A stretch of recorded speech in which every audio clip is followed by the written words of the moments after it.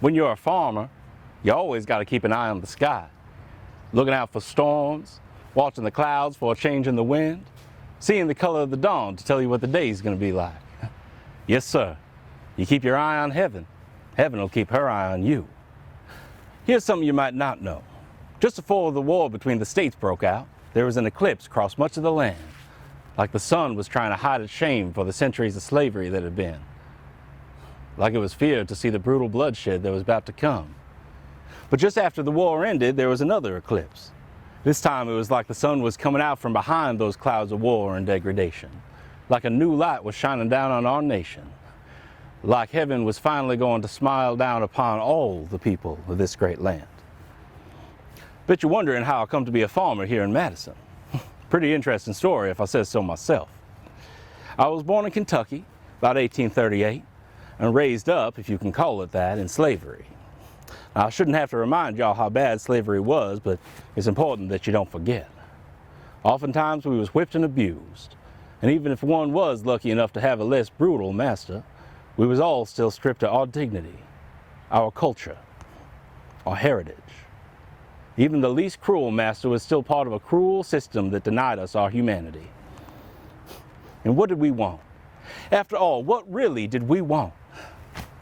We wanted our freedom. Guess that was too much to ask as far as some folk was concerned. They decided we was less than human and treated us as such. Let me give you an example. Now, most folk think of New Year's Day and they think about how things is going to be better. There's an old Negro saying, what you do on New Year's Day, you'll be doing the rest of the year. You know why? Because New Year's Day was hiring day. But we all called January 1st Heartbreak Day. That's when the slave owners and farmers would round us up like chattel. They'd line us up in the town square, men, women, children, waiting like criminals to hear our fate, guilty of the crime of being born a slave. Mothers and their children would be wailing and screaming as they was torn apart from each other, maybe never to see each other ever again.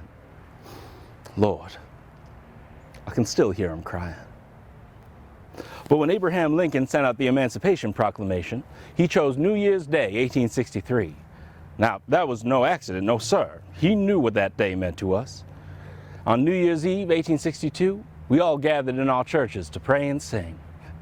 When the news finally come through, well, it was like the first few drops of hope after 250 years of drought. And Lord, will we do for some rain. To this day, there are New Year's Eve services called Watch Night, where black folk continue to pray for freedom and equality. Emancipation wasn't immediate, though. It took 2.5 years before the last slaves went free. That date, June 19th, 1865, is celebrated now as Juneteenth. Myself, I was lucky enough to get out of the Confederate South before then, and I headed north to join the Union Army and fight for my freedom. Now, I say fight, but truth is, most of what us colored boys did was dig ditches and fortifications. Wasn't none too popular with some of the white boys that we was all on the same side.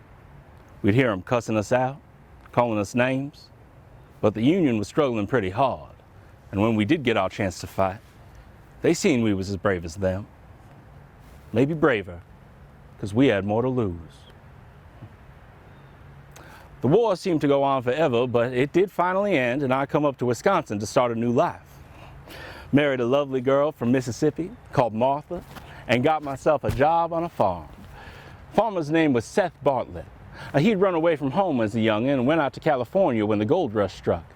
I guess he done all right, because he'd come to Wisconsin and bought himself a 270-acre farm, just over yonder, past Lake Wingra. He had raised horses for the Union Army during the war, and I reckon Seth hired me on account of how I was a veteran. And he knew I was no stranger to hard work. Whatever the reason, I worked for him for about 15 years. Then some land come up for sale just south of his farm. Martha and me, we seen this as a great opportunity. And Mr. Bartlett, he supported our plan. So in 1880, we bought the land and settled in with our sons, Alan and Paul. We was among the very first colored folk to own property here in Madison. We'd let Union veterans and freedmen stay with us, some of them even hired to work on the farm. And we'd always make any black folk feel welcome if they was passing through Madison. And here's where my story takes a strange turn, though I didn't live long enough to see all what happened. It starts with a young couple named William and Anna Mae Miller. They were from Kentucky, same as me, and in 1903, same year as I passed away, they spent their honeymoon on my farm. Mr. Miller became well respected in Madison, worked for the governor and so on, but he was also very sick and died young. My son Alan was a pallbearer at his funeral in 1920. Just a few years later, in 1927, there was a white man named Harvey Nelson, neighbor ours. Now, he took it in his head that Alan said something he didn't like. Nobody never knew how that happened, but white men didn't need no reason to take black lives.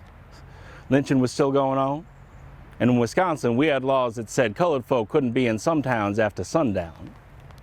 So we kept an eye on the sky, all right. It was a matter of survival. Anyway, like I said, he took it in his head that Alan said something he didn't like.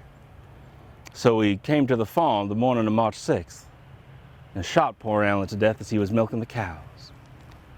Turned out he'd already shot Alan's son, my grandson, Walter, to death as he was walking to work. Alan's wife, Ida, locked herself in the house and just prayed he'd go away. I wish I could have done something. I wish I could have been there to protect my kin. I mean, I was a soldier. Maybe I didn't teach Alan well enough to hold his tongue. Oh, maybe he did hold his tongue. Maybe he followed all the white man's rules and still fell victim to the first one, the one that says our lives don't matter. Nelson ran away. And when the sheriff come, they started this big manhunt all over the area. People was terrified. You can understand that. They finally caught up to the killer 2 days later at his home. Nelson shot himself in the head, so he never did go to trial for his crimes. That was the most justice we could dare hope for back then. But I know he'll face a greater justice someday. Looks like good harvesting weather. But you know what? I'm ready to take a rest and just enjoy the day. Like I said, keep your eye on heaven. Heaven will keep her eye on you.